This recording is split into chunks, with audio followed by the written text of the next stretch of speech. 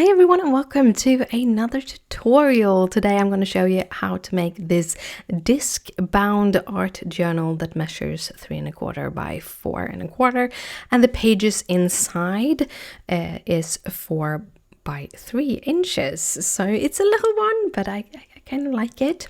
The special thing about this is that it's both disc bound but also have a spine. This helps to keep it together when you have it with you in your bag. I've seen this kind of journal with the spines a little bit everywhere, so I don't know who to say that I have kind of looked at or when I did it. However, it is all of my own measurements.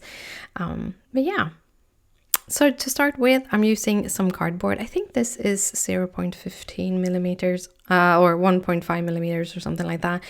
I have cut out 2 pieces that measures 3¼ by 4¼ and then 2 little spine pieces that measures 3/4 and 1 inch, and all of the measurements are over on my blog. On the front part, I also cut out a little kind of middle rectangle, so I have 2 little pieces, I don't know what to call them, that are the same width as the spine pieces, so 3/4 of an inch. And then the depth of that is also 3/4 of an inch, so that you have that.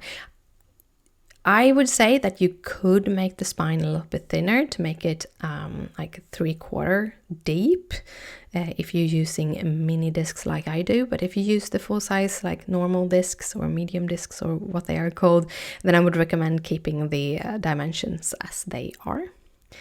So now I start off by adding all of the pieces to the back paper. A little note on that, I would recommend adding like a tape runner at least on like all the place like I'm doing here, to making sure that it actually sticks on the paper. But any places like on the sides or where the spine is particularly, you probably want to use Sock-1 tape and even reinforce it with liquid glue. However, I didn't feel I had time to do that. When putting on the little pieces of cardboard, make sure to have a little gap between them, about the kind of width of the cardboard, and this is to make sure that the spine actually bends, which if you don't do it, it will not bend. It will get stuck in each other and it will just be one flat surface. So really make sure to have that little dimension. If you don't want to eyeball it like I do, you can just take kind of a scrap piece of the cardstock or the cardboard and just hold it in between. I've showed you in the beginning when I started to put this together. Then I'm starting with the top and the bottom. And I'm adding, again, Sock-1 tape. This is also one of those places where liquid glue would be a good addition. Using both liquid glue and tape runner together is actually a really good thing, because the tape runner or the Sock-1 tape will hold it down while you work. And the liquid glue will hold it for like ever. Liquid glue has a much better like fastening than any tape on the market. Liquid glue will always blow it out, whatever it's called. Anyhow, then I'm just adding the same Sock-1 tape at the top on the bottom. One of the specialities with this is that I'm working on making a spine cardboard. So I am gonna make a little bit of a difference here, because I'm gonna make a spine, and the spine only goes up to the edge on the front page. I'm gonna just make one tab, and I'm gonna make that tab where the kind of spine paper just butts up to. But if you don't want a spine, you would continue making these kind of tabs all around. So I think I have a 1/2 inch of a tab, so you just make a square in the middle that has 1/2 inch on all sides, and then just go straight in like a 45 degrees towards the corner. And you're gonna see what I'm talking about when I'm doing the spine part. But here, because the spine goes up to the edge, I am doing one tab to get that rounded feeling just where that one is. The next step is the spine. Again, all the dimensions are in the description down below. Because this is a pattern paper that is kind of has a wrong side, have an up and down, make sure that you put it correctly. I'm putting tape where it overlaps with the back, and then I'm putting tape where it kind of goes up to the edge of that front and a little bit in on the back side, because that is the best way of taping this down. Then I'm making sure to know how it's supposed to sit, making sure that the hearts are in the right direction. I butt it up to where the hole is, because that is how I want the spine to line up. I give it about 1/2 inch on the top and the bottom, and then I just burnish where the tape is. Then I'm going to fold in the top and the bottom. Again, some more tape. It's like half a roll of tape for this, but I kind of like it, so I don't mind. And you can buy this tape in bulk from Amazon. Or no, from eBay. I bought it from eBay. A really good tape. And then I just fold those to make, I kind of fold it all the time just to try to make it be able to do that. Now I'm going to do those little tabs. And because I already made the tab on the side where the front is, and also because this only goes up to that, I don't draw a tab there. And then after drawing that up, I'm just using my knife and ruler on the kind of that, taking out that middle rectangle. And to make the tabs, I'm just going to go in like 45 degrees from corner to corner to make the tabs. Just a note on this, if you do like me and have the inner page being slightly smaller, just to get like an inside border, you might see a little bit of the cardboard. If you don't like that, I would recommend kind of covering the inside before you do the tabs, or covering the corners at least with a little bit of pattern paper to kind of hide that you get that fold. But here, because I have 3 tabs, I just tape around those 3 tabs. I don't mind it getting a little bit past on the other side, because I am going to cover the whole back with backing paper later. And then I fold up all of my little tabs there, and you have a beautiful bordered hole, like rounded borders hole with it completely covering the cardboard. Then I'm going to do the clasp, the closing of this. So I take a piece of cardstock that measures, I think 1 7/8, and then I do 3/8 of an inch or 1/4 of an inch edges. Now I'm trying to make a little pointy thing here. Don't do like I do it, because it didn't end up being correct. And also I'm covering it up anyhow with the stickers, so you really don't need to do this. But I wanted to leave it in because I want this to be a little bit more real. Like, I'm still learning. I love making little books like this, but I'm still learning. It's just a learning curve. Everyone has the learning curve, and I just want to show you that sometimes things don't go the way you were planning, and that is okay. You can actually fix it in the end. However, I do recommend folding in both of the edges the way I did in the top in the beginning, because that will give that a little bit nicer closing, and also will have a little bit more sturdiness in this. And I'm actually going to not only fold in these borders, I'm also going to cover the inside of this with another cardstock. Again, to make it a little bit more sturdy, so it's easier to fix. There I kind of eyeballed how much I needed, because I made this strip way too long. And then I score it where I wanted it to be. And then I cut it about 1/4 of an inch, 3/8 of an inch away from that score line, and fold that in again. Again, to have that really nice crisp edge. It looks a little bit better kind of done together. And also, on a note, I'm making this the way I would make it if I sewed it together with like the seams and everything. Of course, the inside I would also have done similar to if I had sewn it together with fabrics. But here, because paper is paper, I'm just made a little piece that is about 1/16 of an inch smaller on both sides. I line this up about 1/8 inch shorter than that piece, draw it, and then cut it out, which gives me 1/16 of an inch around it. It's a tip. If you have like an edge that is a little bit different, just push that little thing, the insides just a little bit higher, about the same width, and you will get a pretty good outline like that. I kind of liked it. Some tips: you're gonna need some liquid glue at the top of this one, and I actually will fix that later.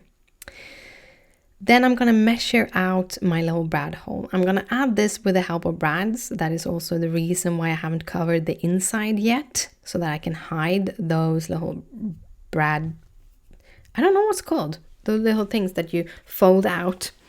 I line these up because I want to use 4 brads. You probably could get away with just using 2 brads, but I like the aesthetic of having 4 brads, and it also mimic the way I would sew it. If I would make something like this, like a soft case, but with fabric, I would actually, at the end where I'm doing these little brad holes, I would sew a square and then a cross in the middle, just to make it sit a little bit better.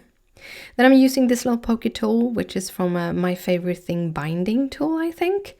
A note on this, when I'm doing this, I'm poking through Sock tape, so this little pokey tool gets really, really sticky from that tape.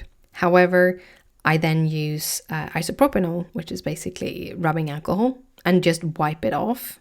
Pour a little bit of it on a paper cloth and just wipe it off. Super simple, super easy. And that is how I clean all of my metallic tools whenever I've used them with sticky stuff. So my scissors go through that now and then after I cut through too much tape. And then I just kind of enhance those holes, both in the tab and in the cardboard. And as you saw, I lined up the holes through the cardboard with the tab, just to get all of them in. I'm going to use these teeny tiny brads there, teeny tiny brads all over the place. These are actually doodlebug designs, but I don't think they have them anymore. Not sure, but I haven't seen them in a while at least. But there are teeny tiny brads everywhere, so you can use. All of the papers for this project is Cute and Crafty, I think, by Doodlebug Designs. I think they're super cute. Also, all the stickers are from that project. So yeah, and then use first I kind of divide them with the help of the pokey tool, and then I use the backside of the pokey tool to really press down in the middle to make sure that they are as flat as they can be.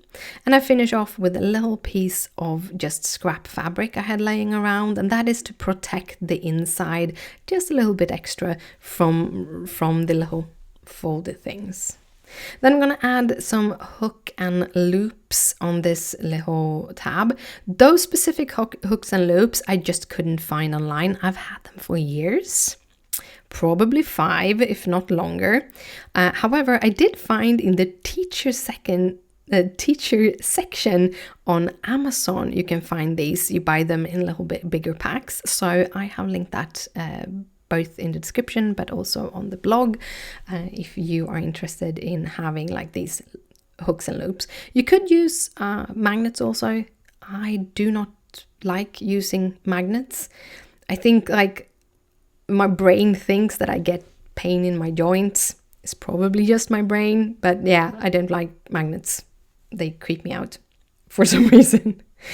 Here, when I realized that this little tab just releases way too easy, so I'm adding a little bit extra of that sequin tape, but I'm also going to add some liquid glue, because this is one of the places where you really want to make sure that those pieces sit together. And I got way too much glue there because my pen just my glue pen just decided to burp. So I'm using pieces of cardstock to just remove it. You can also use like paper cloth or something to remove the excess glue. And then I just use my fingers to remove any excess on top of that. And yeah, that is closing. Then we only have the inside left. And when it comes to inside, I have cut a piece of cardstock that is, I think, like 3 1/8 by 3 1/8. 3 1/8 by 4 1/8. No, just 3 1/8 and a long strip. Sorry. It's 4 1/8 and a long strip. All the dimensions will be on my blog. And the reason why I have chosen to go with the long strip is because of, in the beginning, we added a little bit of space in between the little spine pieces and everything. So it is really hard to actually calculate that beforehand. So I'm just using it 4 1/8 high and then a long strip. I think it's the 12-inch because I think it's just the rest of the paper. And then I'm adding it on the front piece. I'm drawing out with the pencil the box or the hole, going in with my little knife there to just make room for the scissors. That is why I make that big hole in the middle. And then I go in with the scissors to cut the rest. And I cut about a 1/16 of an inch outside of the line. This is because I already have 16 of an inch around the paper. This is because I don't want the inside paper to show on the outside. And I kind of like that little 1/16 of an inch space on the inside. So that there's just my preference. And that is why I also cut about 16 of an inch outside that drawn line. Then I'm gonna add some of these Soquan tape again around this. I started on the cardboard and then I felt like maybe it's easier to just put it on the paper to make sure that it doesn't kind of land at the wrong place. I don't know what was easiest. It's a little bit fiddly to do this, but it's worth it to get that perfect placement of the hole and not having to figure out, like if you cut it out when the paper is loose, you really have to be careful when lining it up. But when you cutting it out when the paper is sitting on it, it will automatically line up. It's kind of an easy peasy thing. And as you see, I made little flags that I can pull there, and I did that so that I just can line. I don't have to add more tape to it. It's like you can just carefully pull it out and you will be able to close that pretty good. I finish it off with a little bit of tape at the end so that the whole inside is stuck down. And again, because this is a movable book, I do recommend using a very strong tape or liquid glue on those edges so everything sits together. And yeah, that is the inside done. Now we only need to make the disc hole, which I'm gonna do with a chomper. I think it is a disc chomper. So this big thing, it's power punch. That's the word. The chompers are the corner things. That is a power punch. It's a disc power punch by My Favorite Thing. No, sorry, by We Are Memory Keepers. Sorry, there's a lot of products in my head right now. And that makes that little hole. It has a little guide, so if you just line up that little guide inside your corner chomper, you will get a perfect lineup. I didn't line up the first one. Here you see better. I line up the hole and I punch. It's a little bit hard through cardboard, but the machine is done to be able to do it through cardboard, so you don't have to worry that you destroy the machine.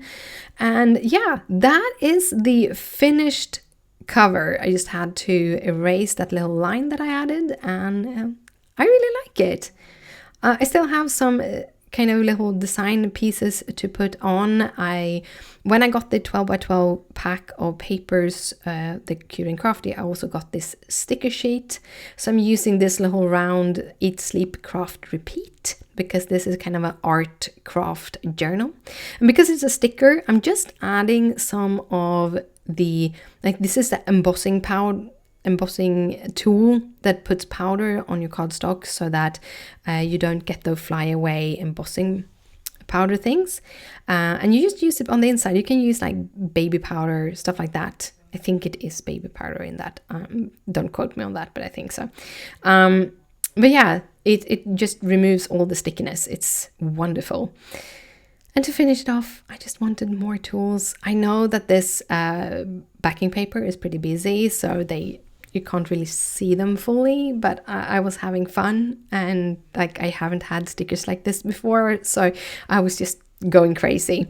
I ended up adding a couple of brushes more to just get that top and bottom kind of the same, and yeah, that is the outside of my little album.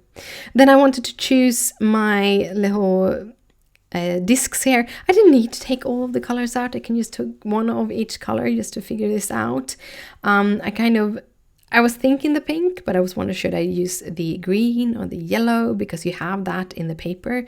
But in the end, because the spine has that light pink and dark pink, I decided to go with pink discs because they kind of went with it a little bit better. And as I said in the beginning, the pages are 4 by 3 inches. I made this album to fit 4 by 3 inch pieces. So I cut a whole bunch of these. I had some more cardstock left. I think that is the Simon Says Stamp blue cardstock that I'm using from the Simon Says Stamp Love card kit. Surf Blue, I think it's called. And then it is some of the no-line coloring cardstock from My Favorite Things. I tried it once. I didn't like coloring on it, but I think I'm going to try coloring on it again. Maybe I just need other stamps to play around with. I don't know. But I have a full stack of it, and it's a really nice, very slick white cardstock, pretty thick. So because of that, I thought, hey, why not use it as pages? I like having a little bit more chunkier pages. And I went in, did a little line where the middle was, and then I cut all of the blue sheets at one time, and then I did the same thing with the white. I have 3 blue and 6 white. So I put them every other one into this, and as I said, you can use as many as you want. And that was the whole art journal. However, I couldn't stop myself. I really wanted to start using the journal. I'm very good at kind of doing one thing and then never going back to it. So I really want to start doing this journal, and I am going to come back to it like at least once a month, doing a couple of layouts for you. But for the first page, I decided to play around a little bit with the stencils that I have, because I love stenciling. So I used My Favorite Things blue ink, snow cone ink, to get a tone-on-tone effect. And then I turned the stencil and I went over with the Nuvo Moonstone glitter paste. I love this thing. I love the Moonstone ones. And then I just scrape carefully with my fingers to not have any moonstones on the borders. Clean off everything quickly because it will stick, and then I just let it dry. Had this little dragon from one of My Favorite Things stamp sets that I had set and colored in the sofa. That is how I color nowadays. So I thought, hey, I'm gonna add that to my little art journal. And then I'm gonna write my little text. I really love those spreads that always have like a nice sentiment about them, and I decided that I wanted to use Courage is Fire. So I'm gonna use very, very short motivational quotes in the whole book. That is my decisions to do because I thought it would be fun. This time around I am using these sticky letters from Create a Smile. They still have them. I have them linked in the description down below. I really like them. I had a short period of time when I was a guest, or I was a design team member on the video design team, and I got a whole bunch. I think I have all the colors of these, and I really like them. They're a really good size. I carefully added some extra glue to them because I'm putting it down on glitter paste. You need glue to get them stuck. And then I carefully pulled them. I had a little bit too much of that acetate where I put them on, so I actually made it a smaller edge with the little, like I think that is about 1/8 of an inch instead of 1/4 of an inch, to make it easier to get the letters off. So I'm using the gray for courage and is, and I place the is just lined up to the right because I want to have the dragon on the left side, as that is how it looks. It looks towards the right side, so then I want it on the left side so it feels better. And then I use the like deep, I don't know if they're red or they're just dark pink, probably it's dark pink, and it says fire because I thought, hey, of course we need the red fire. And I have added glue to all of these little ones. I just didn't keep that into the video because yeah, it was I had about, I think, 3 hours of footage for this video, so I have cut it down quite a lot. But yeah, I felt that gray didn't stand up enough against the glitter, so I went in with my Copic marker. You can use any kind of thin marker for this, and I kind of just double lined the letters to get them to stand out a little bit more. I probably could have gone in with a dark gray Copic instead on top of the letters, might have helped them to pop a little bit more, but this is my art journal. I'm allowed to make mistakes, so I'm just keeping it there. And then I'm angling in that dragon because I wanted to keep as much as I had, and I didn't want to kind of make a hole in him. So I kind of tried to fit him in between those little holes. And to finish it off, I just cut his tail off. I put that little thing on to let the glue dry because he wanted to move on the glitter. You do want the glue to dry. Leave it to dry when it comes to the glitter. Yeah, so that is the first page. And then that is just gonna sit there. However, I wasn't done. I came back a little bit later and decided to make another page. I think it was the second day after, actually. I went in like, yeah, I need to try to make another one. And I decided to keep it into this video. So here I'm actually showing you the whole everything and how it works, because I thought the video would end here, which it didn't. So I decided to go in, as I said, with my second layout, and with this layout I'm adding some more of the doodle bug designs things. I kind of sort of planned a little bit about what I wanted. I also realized that rounded corners are pretty nice, so these are 1/4 inch rounded with one of those We Are Memory Keepers corner jumper. So the first page I am actually going to use again this nice cloud stencil and some of the Simon Says Stamp white ink. I already had one project with this. In the Simon Says Stamp card kit, I actually went in with the stencil and to create some designs.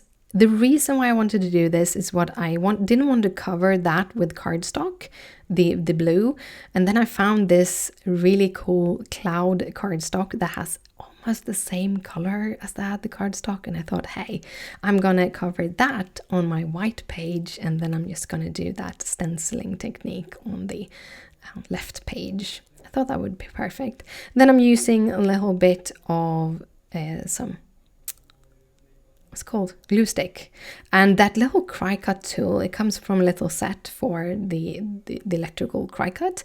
I really like it to push down because the glue stick wants to peel up. That's the only thing I feel that you have to work a little bit more than when you use a tape runner, but hey, I have it, I'm going to use it.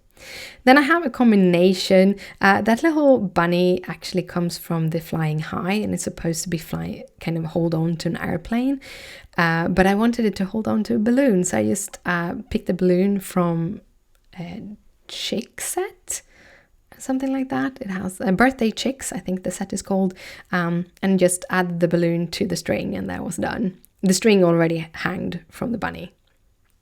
So yeah. And then I wanted to add some more. I am free is the quote that I'm using for this. Kind of high flying and air was what I was thinking about when I thought about freedom.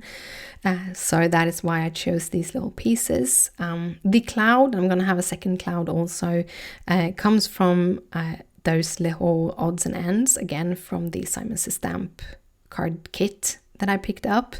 The little airplane, that's the word, little airplane again, that comes from one of the 6x6 dual bug design papers. I don't think they produce it anymore. I think it's retired. I couldn't find it last time I looked, so yeah, but I also gonna cut out this Luftballon. That's not what the word is. The German word is Luftballon and the Swedish word is Luftballon. So yeah, the little balloon, the big balloon, I wanted to be behind that little cloud, which is also one of the die cuts. So yeah, I really like how I put this together. Again, that lighter pink that I use for free, it's a little bit hard to see, and I have found that if you feel that something is a little bit too light, you can just add a little bit of glue, glitter glue on top of that. So that is the white Blizzard one. So in real life, that really helps those letters to pop. And also when they dry a little bit darker than what they was before. I do end up lining this out. I'm not sure that I'm fully liking that result, but again, it's my art journal. I have to be free and I have to own my mistakes.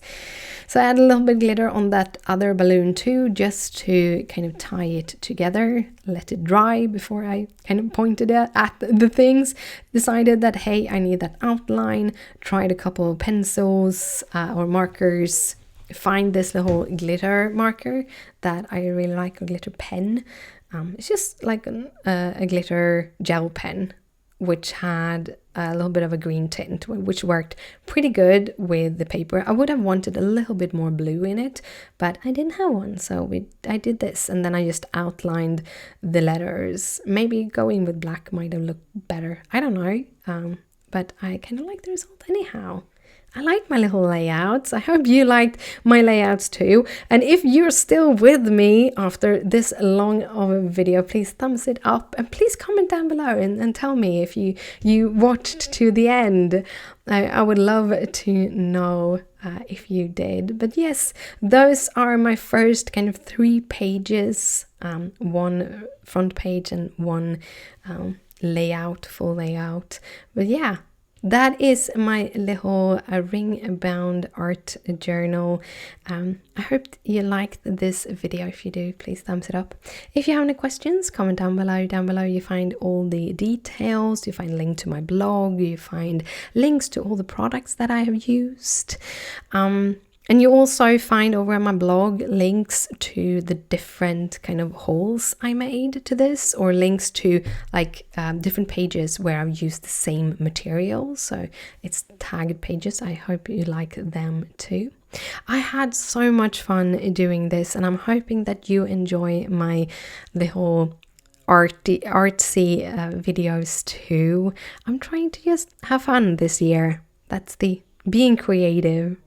I had a lot of fun. And if you want to see more videos like this, you can always hit that subscribe button if you haven't. I want to thank you so much for watching. It means a lot to me. And I will see you later. Bye!